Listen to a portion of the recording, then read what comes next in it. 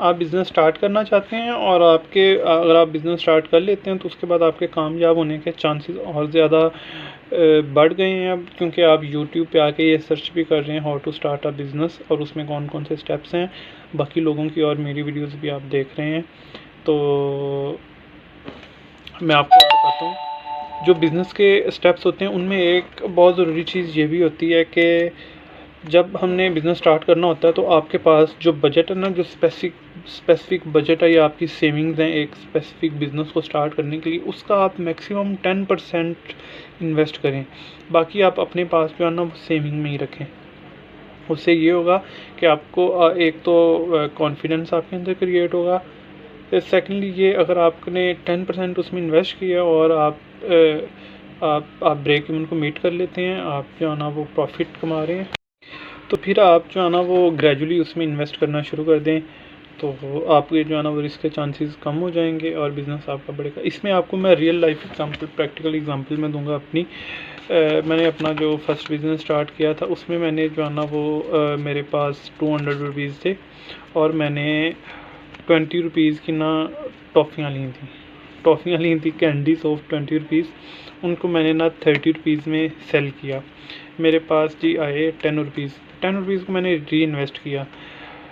Then मैंने 30 rupees की toffees ली और उनको 45 रुपीज़ में सेल किया।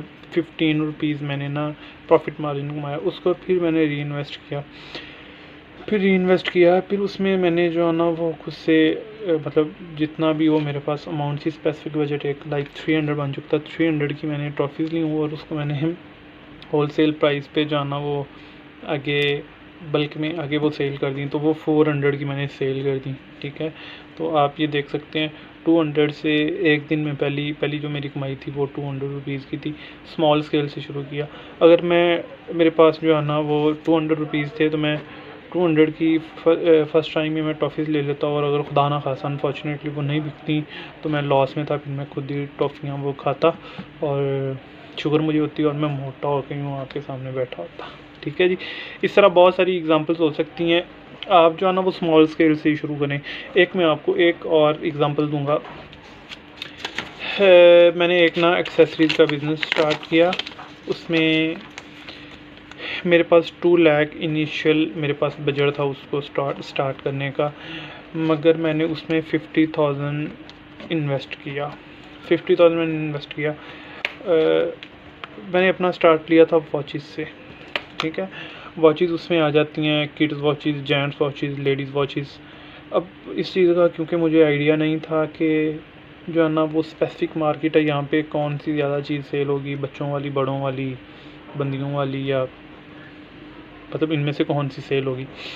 तो फर्स्ट यही मैंने एक छोटा सा रिसर्च वर्क किया उसके ऊपर, कॉपी पेंसिल पकड़ के जी ज़रा कस्टमर का इन आउट सारा वो देखा। उसमें तब मैंने एक नॉलेज किया कि अगर जो है ना वो डेली इस स्पेसिफिक मार्केट में 1000 लोग विज़िट करते हैं ना, तो उसमें से 700 जो है ना वो अडल्ट्स हैं और 300 उसमें आपके जो है ना वो किड्स आ जाते हैं। ठीक है जी, 300 किड्स आ जाते हैं।